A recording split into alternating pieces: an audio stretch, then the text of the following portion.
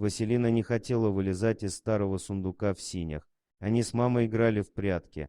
Женщина уже пару раз прошла мимо сундука и не догадывалась с него заглянуть. Василина и сама раньше никогда сюда не пряталась. Только сегодня ей пришла в голову идея залезть в этот старый сундук. Даже пауки, которые тут сновали туда-сюда, не испугали девочку. Мама часто играла с дочкой в разные детские игры, то в прятки, то в догонялки, жмурки, салочки и прочее. Не обходили стороной дочки матери с куклами и пупсами. Василине особенно нравилось, когда мама была дочкой, она исполняла роль мамы. Детского сада в деревне не было, и как-то надо было развлекаться. Но с приходом папы с работы все игры прекращались. Дома должно было быть тихо. Он очень уставал, и дома ему требовался отдых. Папа один работал в семье и один обеспечивал всех. Мама растила дочку в уважении к старшему, к труду. Когда папа приходил домой и ложился отдыхать после ужина, Василина выходила на двор. Там у нее были свои развлечения и свои игрушки. Обычно все девочки боятся змей, лягушек, мышей и пауков. Василина совсем их не боялась. Наоборот, они ей даже нравились, особенно змеи. Тут возле задней стены дома у нее было что-то вроде серпентария. Папа обустроил, раздобыл где-то пару старых аквариумов, которые уже пропускали воду. Установил на специальной полке, чтобы девочка могла достать и самостоятельно за ними ухаживать. В одном аквариуме жила большая жаба, которую звали Дуся, а во втором аквариуме уж Митька. Конечно, возиться с ядовитыми змеями Василине никто не разрешил. Жабу мама не разрешала брать в руки. От нее могли пойти прыщи и бородавки. А вот уж был совсем ручной. Иногда Василине даже казалось, что он на свое имя откликается, хотя она знала, что змеи глухие. Так вот и проходило время в деревне. В этом году Василина должна была пойти в школу. Слава богу, школа в деревне была своя, и не надо было ходить в другую деревню или поселок. Только никому не разрешай называть себя Васькой. Ты Василина, и никаких разговоров, говорила мама.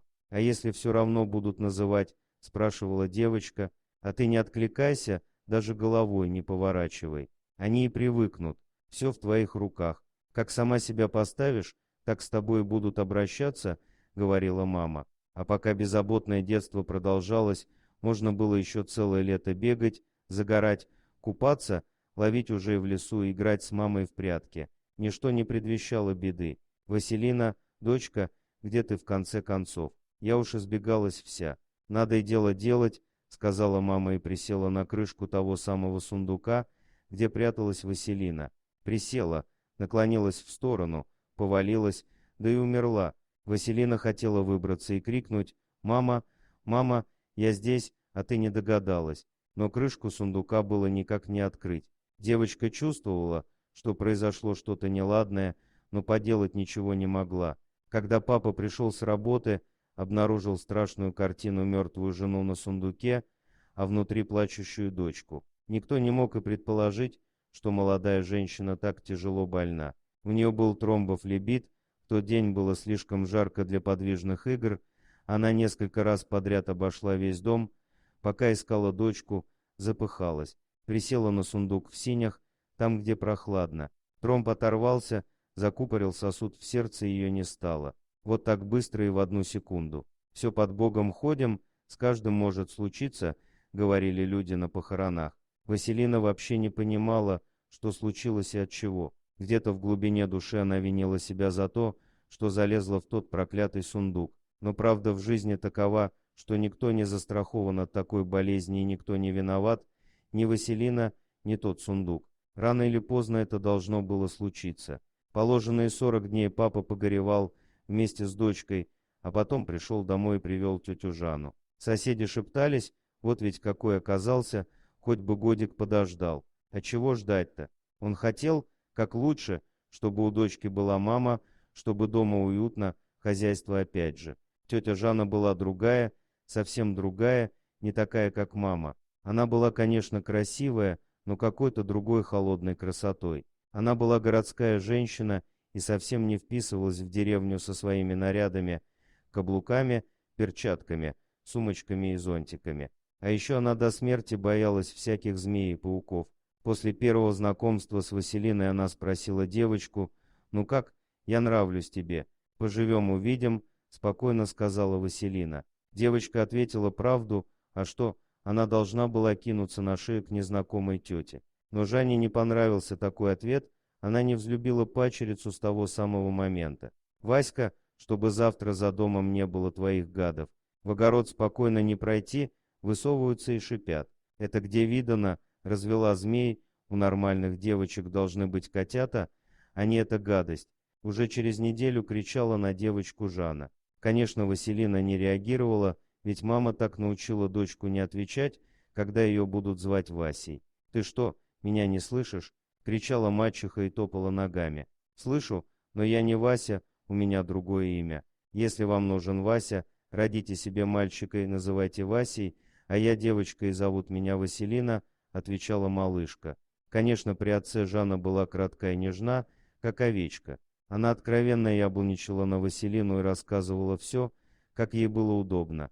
«Представляешь, — говорила она, — так и сказала мне, роди своего ребенка и тогда приказывай. Совсем не хочет помогать. Нет, но я понимаю, что я и не родня, но она совсем не идет на контакт», — жаловалась Жанна отцу девочки, который был теперь ее мужем. А какой тут может быть контакт, если с того случая она специально называла девочку Васей или Васькой? В отсутствие папы, разумеется. Жанна настояла, чтобы Василина избавилась от своих питомцев. «Ну правда, дочка, ты должна понять, Жанна человек городской, она не привыкла к таким животным. Она же старше тебя, ты должна уважать ее». «Да и то верно. Ну что это за домашние любимцы? Хочешь, я тебе котенка подарю?» — говорил папа. «Не надо», — отвечала Василина. Конечно, она никуда не выбросила Жаву, Дусю и ужа Митяя, она просто перенесла их к себе в комнату. Жанна принципиально туда не заходила даже. Василина решила, что там они будут в безопасности. Учеба в школе давалась Василине с трудом. Не потому, что она была глупая, просто целый день она думала только о том, чтобы Жанна не нашла в ее комнате Дусю и Митяя.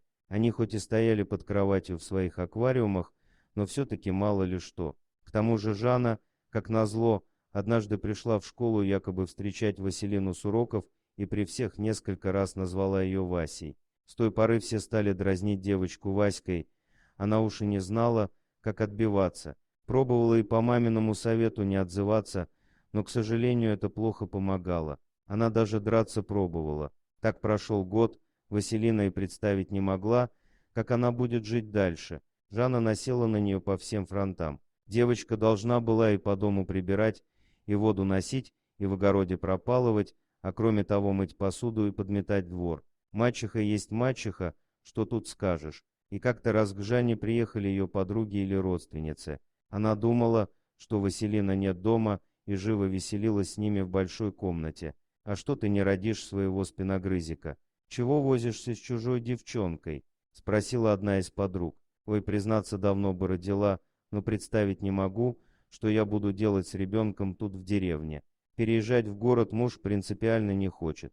Вот представляете, рожу, а эта дрянь малолетняя возьмет и торкнет в него чем-то. Нет, я этого не переживу», — говорила Жанна. Василина едва сдерживалась, чтобы не выбежать из комнаты и не закричать, что она никакая не дрянь, и ничего торкать в детей ей даже в голову бы не пришло. Да отрави ее и дело с концом, кто тут в деревне будет разбираться. Сожрала гадость какую-нибудь, может, нашла случайно. Подсыпь яду крысиного и все дела. Правда, нафига тебе чужой ребенок? Пора своих заводить, советовали подруги.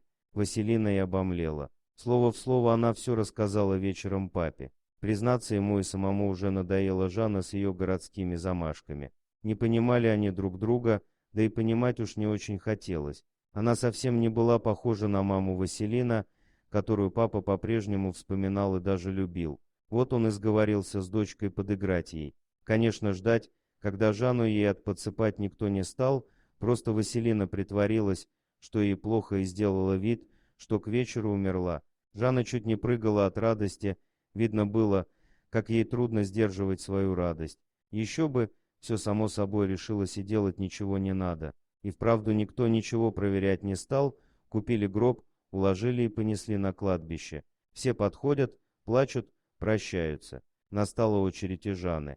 Не могла же она отказаться. Пришлось играть роль скорбящей мачехи. Наклонилась она над гробом, а Василина возьми да и открой глаза, и из-под покрывала, как вытащит своего ужа Митьку, да как сунет ей в рожу мачехи, а уж не понял ничего, взял да и вцепился в щеку. Тут уж Василина не могла сдержаться от смеха. Веселые вышли похороны, покойница смеялась громче всех, а вместе с ней отец, увидев искаженное страхом лицо жены, да и все, кто был, тоже смеялись над Жанной, как она бежала со змеей на морде. Ужа Митяя потом нашли аж в километре от кладбища. Василина, когда выросла, стала ветеринаром. Жанну они больше никогда не видели, а папа больше не пытался приводить в дом новых мам для дочери. Мама у нее всегда была одна, хоть и умерла слишком рано. Вот такая история. Дорогие друзья, если вам понравилось видео, поставьте лайк, а также подписывайтесь на канал, где найдете еще много интересного.